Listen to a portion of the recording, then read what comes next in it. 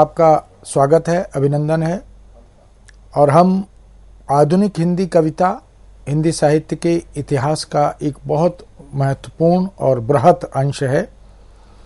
1857 और 60 के आसपास यह समय प्रारंभ होता है और अभी तक इस तरह की आधुनिकता की कविताएं लगातार लिखी जा रही हैं। हम जानते हैं कि आधुनिक काल जो हिंदी साहित्य का इतिहास का है, उसमें कविता के भी कई कालखंड हमारे समक्ष आते हैं। सर्वप्रथम भारतेंदु युग, फिर द्विवेदी युग, महावीर प्रसाद द्विवेदी युग, फिर छायावादी युग, फिर प्रगतिवाद, फिर प्रयोगवाद, फिर नई कविता, फिर अकविता, फिर समकालीन कविता। इस तरह के कालखंड हम देख सकते हैं। उनमें से एक महत्वपूर्ण कालखंड छायावाद है। छायावाद के 5 महत्वपूर्ण कवि, जिनमें 4 को आधार स्तंभ माना जाता है। उन 4 में प्रवर्तक जयशंकर प्रसाद हैं और दूसरे महत्वपूर्ण कवि निराला हैं, सूर्यकांत त्रिपाठी निराला, जिनकी राम की शक्ति पूजा एक महत्वपूर्ण काव्य रचना है, उस पर आज हम चर्चा करेंगे। तीसरे कवि सुमित्रानंदन पंत हैं और चौथे महादेवी वर्मा हैं। तो इन 4 छायावादी विश्व कवियों में एक बड़े कवि, विराट कवि, जो महाप्राण कहलाते हैं, महाप्राण निराला, विद्रोही कवि निराला। बहुत से ऐसे विशेषणों से उन्हें अभिहित किया जाता है। ऐसे महाकवि निराला, सूर्यकांत त्रिपाठी निराला, उनकी बहुत सी लंबी कविताएं भी हैं। उन लंबी कविताओं में जैसे कुकुरमुत्ता है, जैसे सरोज स्मृति है, जैसे राम की शक्ति पूजा है। तो उनमें से आज हम जिस कविता की बात कर रहे हैं वो लंबी कविता राम की शक्ति पूजा है। और इस कविता से निराला को विशेष पहचान भी मिली है। निराला, जिनका जीवन अभावों और विरोधों से जूझने वाला जीवन रहा है, उन्होंने जीवन में अनेक प्रकार के अवरोध देखे और उनके प्रति उनकी जो जिजीविषा है, जो सशक्त संघर्ष शक्ति है, उसको हम उनकी कविताओं में, उनकी गद्य रचनाओं में देख सकते हैं। गद्य और पद्य दोनों पर उनका विशेष अधिकार रहा है। छायावादी युग की और काव्य की भाषा हम जानते हैं कि तत्सम संस्कृतनिष्ठ भाषा रही है। खड़ी बोली हिंदी का वह परिनिष्ठित रूप जो भारतेंदु और द्विवेदी युग से होते हुए छायावाद तक पहुंचता है, वो बहुत ही सशक्त रूप, उसको हम उन्नत रूप हम कह सकते हैं। ऐसे महाकवि सूर्यकांत त्रिपाठी निराला, उनकी कविता राम की शक्ति पूजा पूरा प्रसंग को ध्यान में रखकर, राम कथा के एक महत्वपूर्ण प्रसंग को निराला जी ने आधार बनाया और आधुनिक युग में वो दिवाकर की तरह दैदीप्यमान हुए। ऐसे निराला जो छायावादी कवियों में अपनी एक विशिष्ट अस्मिता, अपनी विशिष्ट पहचान बनाते हैं। और इसी सब बातों को, इन्हीं सब बिंदुओं को ध्यान में रखकर छायावाद के प्रवर्तक कवि महाकवि जयशंकर प्रसाद, उन्होंने निराला के विषय में कहा भी कि निराला हिंदी साहित्य को ईश्वर की देन है। वास्तव में निराला के प्रति यह जो उद्गार हैं, ये विलक्षण हैं। इस तरह हम देख सकते हैं कि निराला जो बसंत पंचमी के दिन जिनका जन्म हुआ, और अगर यह कहें कि वह जो बसंत पंचमी का विशिष्ट रूप प्रकृति के परिवेश में हम देखते हैं, ऐसे निराला जो सही अर्थों में जुझारू कवि के रूप में भी हिंदी साहित्य में पहचाने जाते हैं। बंगाल के मेदिनीपुर जिले में उनका जन्म हुआ। मनोहरा देवी उनकी पत्नी का नाम था और पुत्री उनकी सरोज थी। इस सरोज के विवाह के पश्चात उसे अपने ससुराल में जो प्रताड़ना मिली, जो उपेक्षा मिली और प्रलोभनों से भरे परिवार ने उसके साथ जो अनाचार अत्याचार किया, उस सब को ध्यान में रखकर और सरोज को निराला खो बैठे, तो उसकी स्मृति में एक शोक गीत, हिंदी साहित्य का पहला शोक गीत जिसकी रचना, जिसका सृजन निराला ने किया, सरोज स्मृति नाम से, वह भी एक बहुत ही हृदय स्पर्शी, मर्म तक छूने वाली लंबी कविता है।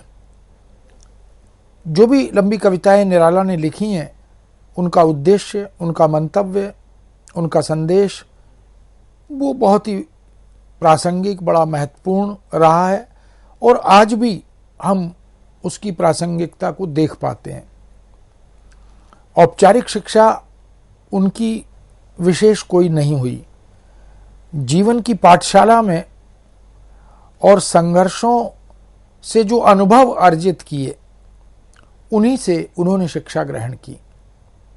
ये व्यावहारिक शिक्षा है। ये जीवन की तमाम चुनौतियों, विरोधों, अवरोधों से जो ज्ञान अर्जित किया, जो जिजीविषा अर्जित की, जो जुझारूपन उन्होंने पैदा किया, वही उनकी शिक्षा दीक्षा बनकर हमारे समक्ष आई। हिंदी में छंद मुक्त कविता के जनक के रूप में भी निराला को जाना जाता है। तोड़ो तोड़ो तोड़ो कारा, पत्थर से निकले फिर जलधारा। ये निराला जो छंदबद्ध कविता का एक प्रचलन था, मध्यकालीन हिंदी कविता से होते हुए छायावाद तक भी वो पहुंचा। उन्होंने अपने जो दूसरा दौर है कविता का, पहला दौर उनका छायावादी कविता का दौर है, उसके बाद जब वो प्रगतिवाद की तरफ बढ़ते हैं, प्रगतिवादी चेतना से वो सराबोर हो जाते हैं, तब वो छंदमुक्त कविता के जनक बनकर हमारे समक्ष आते हैं। इसलिए निराला ने कई ऐसे मानक स्थापित किए, जैसे पहला शोक गीत उन्होंने लिखा, छंदमुक्त कविता का बीज वपन उन्होंने किया और एक बहुत ही महत्वपूर्ण हिंदी की पत्रिका मतवाला नाम से उसका संपादन भी निराला करते रहे। सन 1961 में उन्होंने इस देह को, इस शरीर को छोड़ा और अपने जीवन काल में, कार्यकाल में अनेक प्रकार की चुनौतियों का सामना किया। वो कहीं किसी समस्या, किसी विरोध अवरोध से भयभीत नहीं हुए और डटकर उसका मुकाबला किया। और इस तरह से कहा जा सकता है कि निराला एक कालजयी रचनाकार के रूप में हमारे सामने आते हैं। उनका समस्त साहित्य, चाहे वो मुक्तक कविताएं हों या कुछ कुछ प्रबंधात्मक लंबी कविताएं हों, उनका कोई दूसरा विकल्प हमें पूरी साहित्यिक दुनिया में, संसार में नहीं मिलता। ये जो राम की शक्ति पूजा है, ये एक कथांश को ध्यान में रखकर लिखी गई लंबी कविता है। राम का जो संघर्ष है, जहां शक्ति भी अन्याय के पक्ष में दिखाई देती है। अब यदि साक्षात शक्ति अन्याय का पक्ष लेने लगे, तो जो न्याय के उपासक हैं भगवान राम, उनका विचलित होना, उनका रुद्न को धारण करना, ये इस केंद्रीय बिंदु को ध्यान में रखकर उन्होंने निराला की जीवन गाथा से भी इस कविता को जोड़ा। निराला ने जो जीवन में इस तरह के संदर्भ, घटनाक्रम, अवसर, स्थितियां उनका सामना किया, वही सब उन्हें राम में इस रूप में दिखाई दिया जब शक्ति स्वयं रावण के पक्ष में, अन्याय के पक्ष में जाकर खड़ी हो गई। तो निराला को लगता है कि इस पूरी जीवनचर्या में उन्होंने यह पाया कि जो सात्विक शक्तियां हैं, दैविक शक्तियां हैं, वह भी अबल और निर्बल के पक्ष में नहीं दिखाई देती। इसीलिए समालोचक दूधनाथ सिंह ने लिखा कि निराला का जो आत्म संघर्ष है वही इस कविता में, यानी राम की शक्ति पूजा में, प्रतीकात्मक रूप में दिखाई देता है, प्रस्तुत होता है। तो ये जो आत्म संघर्ष है यही राम का संघर्ष भी है।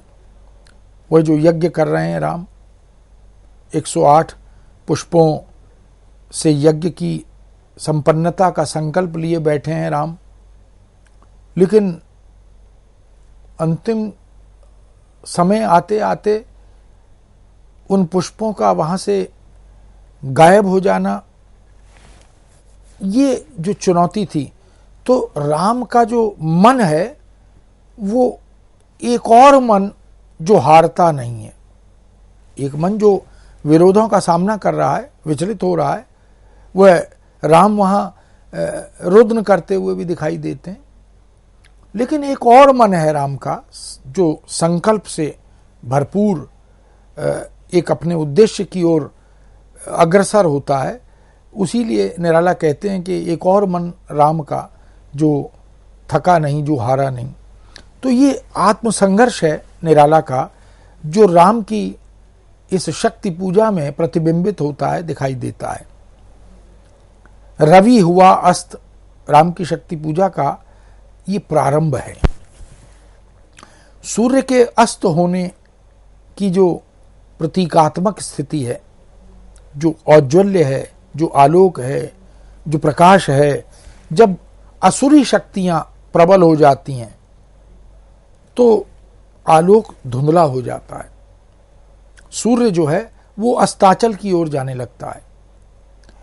किंतु निराला अपनी इस पीड़ा को अपने जीवन में भी देखते हैं, क्योंकि वो तमाम तरह से साहित्यिक जगत में जब उनकी कविताएं संपादक मंडल द्वारा, संपादकों द्वारा लौटा दी जाती हैं, चाहे वो पुत्री के ससुराल पक्ष की ओर से जो विरोधी स्थितियों का सामना करना पड़ा, एक ये कान्य कुब्ज कुल कुलांगार कह खाकर पत्तल में करें छेद, इस तरह की आक्रोश और रोष भरी पंक्तियां भी उनकी उस कविता में उभरती हैं।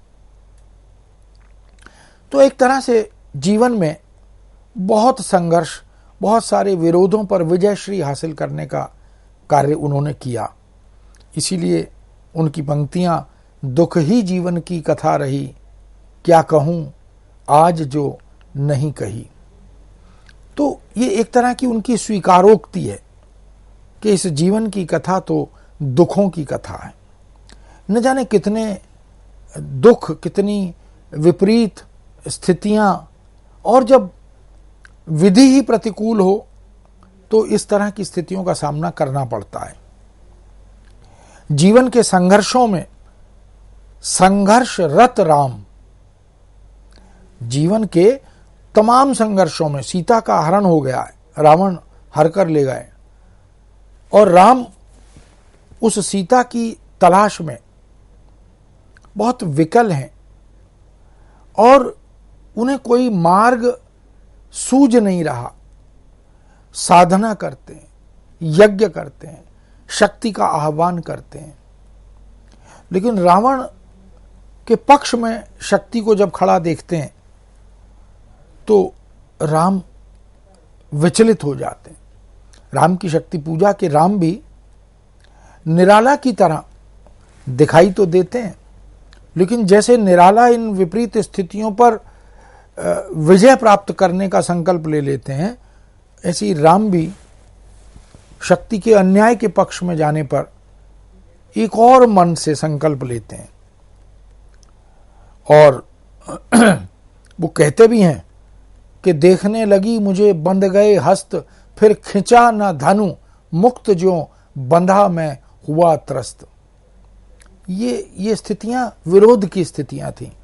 यही निराला पर उनके अपने संघर्ष पर आधारित जब हम कुछ पंक्तियों पर देखते हैं, क्योंकि कविता जो है वो आत्मानुभूत अनुभवों से निःसृत होती है। आते थे मुझ पर तुले तूर्ण, देखता रहा मैं खड़ा अपल, वह शर क्षेप वह रण कौशल। युद्ध के मैदान में कितने बाण एक साथ चल रहे थे। ये विरोधों के, ये विपरीत स्थितियों के, ये प्रतिकूलताओं के बाण थे और ऐसे बाणों का सामना कवि कर रहे हैं। और ठीक उसी तरह राम भी अन्याय के इन बाणों को सहन कर रहे हैं। राम की शक्ति पूजा में राम का सीता के प्रति जो एक निष्ठ प्रेम है, ये संकल्प है। निराला का वही प्रेम मनोहरा देवी उनकी पत्नी के प्रति भी प्रकट होता है। एक निष्ठता, गारहस्थिक प्रेम, वह निराला के पारिवारिक जीवन में, गारहस्थ जीवन में दिखाई देता है। और राम का सीता के प्रति जो समर्पण है, जो प्रेम है, जो अनुराग है, इसीलिए राम सीता के हरण के बाद अपने को असहाय महसूस करने लगते हैं। जानकी हाय उद्धार प्रिया का हो न सका। ये जो वेदना है राम की कि वो जानकी का उद्धार नहीं कर पा रहे, उसे उस रावण के कैद से, चंगुल से मुक्त नहीं करा पा रहे। इसीलिए निराला कहते हैं, खंडित करने का भाग्य अंक, देखा भविष्य के प्रति अशंक। और इसी तरह गाया स्वर्गीया प्रिया संग, भरता प्राणों में राग रंग। अब ये जो एक तरह की आंतरिक वेदना है, वो कैसे प्रस्फुटित होती है, इसको राम की शक्ति पूजा कविता के माध्यम से निराला व्यक्त करते हैं। शक्ति का रावण के पक्ष में, उसके हित में जाना, यही एक बड़ी वेदना का, एक बड़ी पीड़ा का कारण बनता है। हम भक्तिभाव से जब अपने आराध्य का स्मरण करते हैं तो ये अपेक्षा, ये आशा भी करते हैं कि वरदहस्त ईश्वर का, आराध्य हमारे भगवान का, हमारी शक्ति का हमें मिले। लेकिन राम भी उस स्थिति में और निराला भी व्यक्तिगत जीवन में उसी त्रासदी में अपने को पाते हैं। अन्याय जिधर है उधर शक्ति। यही बड़ी विडंबना है कि जिधर अन्याय है शक्ति भी उधर हो गई। तो ये जो संघर्ष जहां से जन्म लेता है, और ये लगभग जो सामाजिक हैं उनके साथ इस तरह की स्थितियां होती हैं, तो वो हताश और निराश भी होते हैं। इसीलिए निराला लिखते हैं, लखकर अनर्थ आर्थिक पथ पर, हारता रहा मैं स्वार्थ समर। अब ये जो आर्थिक पथ है गरीबी का, निर्धनता का, ये बहुत बड़ा त्रास जीवन में है। क्योंकि जो गरीब व्यक्ति है, जिसने जीवन यापन गरीबी में किया है, वह जानता है इस पीड़ा को, इस दर्द को। इसलिए ये जो अनर्थ होता है जीवन में, ये अर्थाभाव के कारण होता है। और इसी से मनुष्य अपने जीवन का जो युद्ध है उसे हारने लगता है, वह घबरा जाता है, वह मैदान छोड़ने लगता है। निराला ने अपने जीवन में इस तरह के कई अवसरों का, कई विपरीत स्थितियों का सामना किया। साहित्यकार थे और उत्कृष्ट रचनाओं का सृजन कर रहे थे। जब निराला निराला हो गए, जब निराला छायावाद के आधार स्तंभों में एक मुख्य स्तंभ हो गए, तब ज्ञात हुआ कि निराला तो विलक्षण प्रतिभा के, अलौकिक प्रतिभा के धनी रचनाकार रहे, लेकिन उनकी रचनाओं को भी ये जो साहित्यिक राजनीति है इसने लौटा दिया, तिरस्कृत कर दिया। पत्र पत्रिकाओं में उन्हें स्थान नहीं दिया। ऐसे साहित्यिक जीवन का संघर्ष भी उनकी कविताओं में प्रतिबिंबित होता है। लौटी रचना लेकर उदास, ताकता हुआ मैं दिशाकाश, बैठा प्रांतर में दीर्घ प्रहर, व्यतीत करता था गुनगुन कर, संपादक के गुण यथाभ्यास, पास की नोचता हुआ घास। ये एक विकलता, ये बेचैनी, ये विवशता की रचनाएं संपादक वापस कर रहे हैं और वो घास जहां बैठे हैं उसे नोच नोच कर अपना जो अपनी बेचैनी, अपना क्रोध है उसे प्रकट कर रहे हैं। राम की शक्ति पूजा में राम का योग वास्तव में निराला का योग मार्ग बन जाता है। राम योगी पुरुष हैं और पुरुषोत्तम हैं, क्योंकि उन्होंने वो सब कर दिखाया उन विपरीत स्थितियों में जो अकल्पनीय था। इसीलिए मर्यादा पुरुषोत्तम राम को कहा जाता है। और वो जो साधना, वो जो तपस्या, वो जो संकल्प राम के पास था, शुद्ध सात्विक मन का संकल्प, वो निराला के पास भी है। इसीलिए क्रम क्रम से हुए पार राघव के 5 दिवस, चक्र से चक्र मन चढ़ता गया ऊर्ध्व निरलास। ये जो निराला की रचना धर्मिता है, ये बिंबित करती है राम की मनस्थिति को। राम के समान निराला भी आजीवन संघर्षों से जूझते दिखाई देते हैं। जैसे राम जूझते हैं 14 वर्ष के वनवास में, जो कि बहुत खुशी से, बड़े हर्ष से पिता की आज्ञा का अनुपालन करते हुए उन्होंने उसे अपनाया था।